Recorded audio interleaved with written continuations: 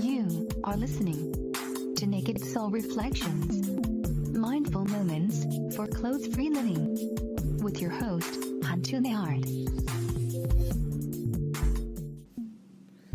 Greetings, everyone. Hantu Nehart here, and welcome to another episode of Naked Soul Reflection. This week, I invite us to look at the daily practices, the daily grinds of maintenance, observation, and living. One of the things that I love to do is clean my home. And, growing up, I used to think I should only have to clean something when it gets really, really dirty, or once I clean it, I want it to stay clean and perfect forever. Many things in my environment continued that thought process, that one time fix all. So when I would go to church, for instance, the earlier churches that I went to would say all you have to do is confess your sins and ask for Jesus to be your Lord, and then you could go to heaven. And that was it. It was a one-time fix-all for life that had already happened and life that was to come. When I think about it, even the wellness industry at the time was very much that way, and I think that still persists. This one diet, you do it one time and you'll be changed forever. You do this regimen for 30 days, you'll be changed forever.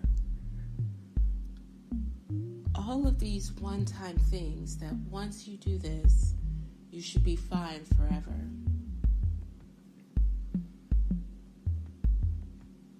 And I also encountered attitudes from people like that. You should be over this by now. You should have gotten over this other situation. You should be stronger than this now. So many things contributed to this idea that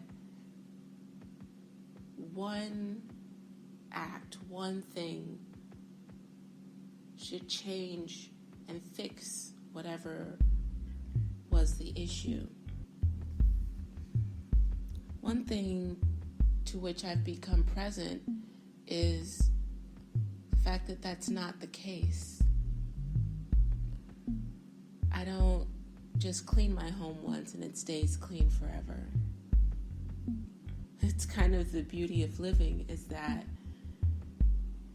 there's just this process of living in my space, maybe spilling something on the floor, the dust of incense left on the windowsill, hair that falls onto the ground.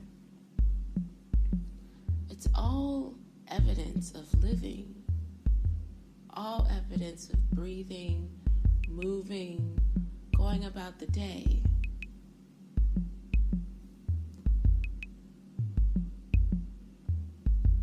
And that's something to be very grateful for, actually. That evidence of being alive. So in time, I've learned to embrace that rather than seeing things as a one-time cleanup, a fix-it, a cure-all, I'm learning to accept seasons and processes, and that all of life is a practice. Simple things such as cleaning my home regularly, every weekend, getting down, scrubbing, washing, and just understanding it and embracing it as a life practice rather than as a one-time fix. I'm also learning that when it comes to my eating, that I started keeping a food journal inspired by a Twitter chat last week. And that was something that I was very hesitant to do, actually, because I've done it in the past, but I've done it in the context of looking at what I eat in order to fix something, in order to cure myself, in order to lose weight, in order to be along with some diet plan. Last week, though, someone in the Twitter chat talked about it in terms of not diet, not trying to lose weight, but energy, tracking how I feel based on what I eat and drink. And that was a completely different concept for me, because it wasn't about trying to make my body into something or force it to be something or to obsess over details, but rather it was about paying attention and just being in a practice of observation. Observing, if I eat this, do I feel cloudy? Do I feel acidic? Do I feel sleepy? Do I feel alert? Do I feel energized? Just a practice of living and observing and living and observing. And that's been a very different kind of approach and something that I've been able to sustain for a few days, whereas when I've tried to do it before, I didn't last past one day. And I enjoy seeing it that way because it really incorporates the broader picture of life. How does my energy feel? Do I feel balanced? Do I feel off balance? And how does that translate into the world? I also think about that even in the closed free community. I'll see things, for instance, on Twitter where folks are like, oh, for the 100th time, naturism is important. Why do people have a problem with nudity? I've said this before. I give up, blah, blah, blah. And I've totally felt that way. Totally. I still do sometimes whenever people have question about, oh, what'll inspire women to get into naturism? What's wrong with women? Why don't they like being naked? Because I've written on the subject before, and other women have written on it before. And saying it once doesn't fix it. Responding once doesn't fix it. It's not a cure-all. It's a life practice of discussion, and you just keep sharing and sharing and sharing. If the question keeps rising, it's because it's a living, breathing, moving thing, and we have to be willing to engage that way. We don't just say it once, especially on a platform like Twitter where followers are in and out, we ourselves are in and out, and you tweet something once and then it goes away. It disappears. No one's paying attention to what you wrote 2 years ago, what you tweeted 2 years ago. No one's looking at that. It's a practice. It's just a constant practice. It's a constant sadhana or life and journey. We do it over and over and over again.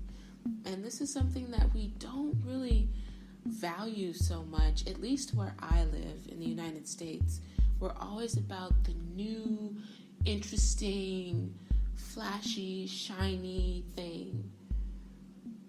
We never give credit to maintenance, to that grind work of constantly just day to day curating. We don't give a lot of attention to the grind of it, that daily grind, that daily practice, that daily sadhana of living.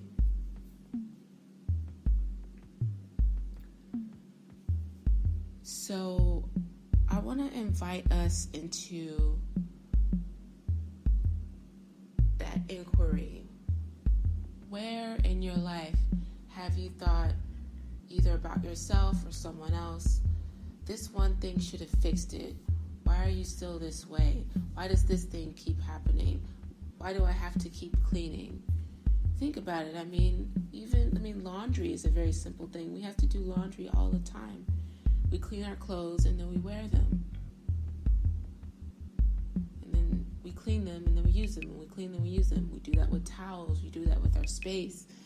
We do that in life. So where in your life have you, where could you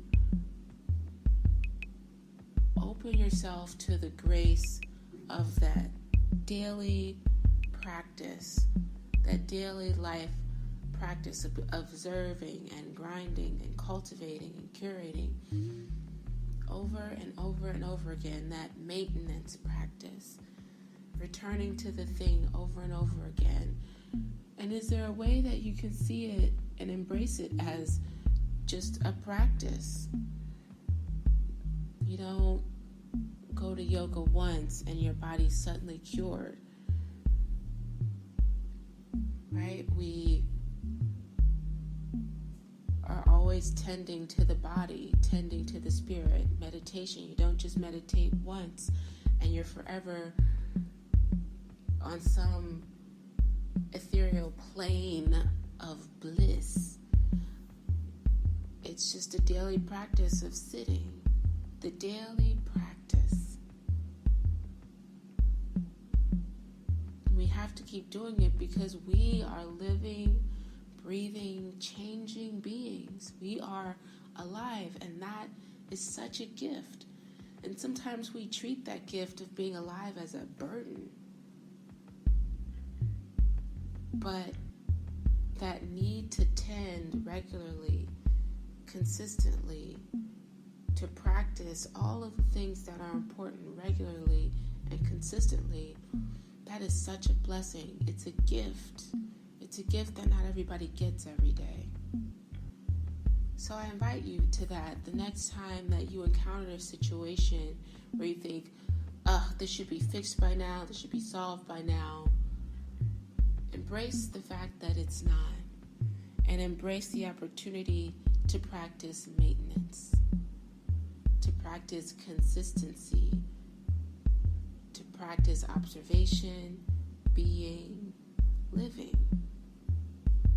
My heart is with you this week, and of course I'm doing the exact same practice as you'll be doing as well. Have a fantastic day, and I'll talk to you soon. Namaste, friends.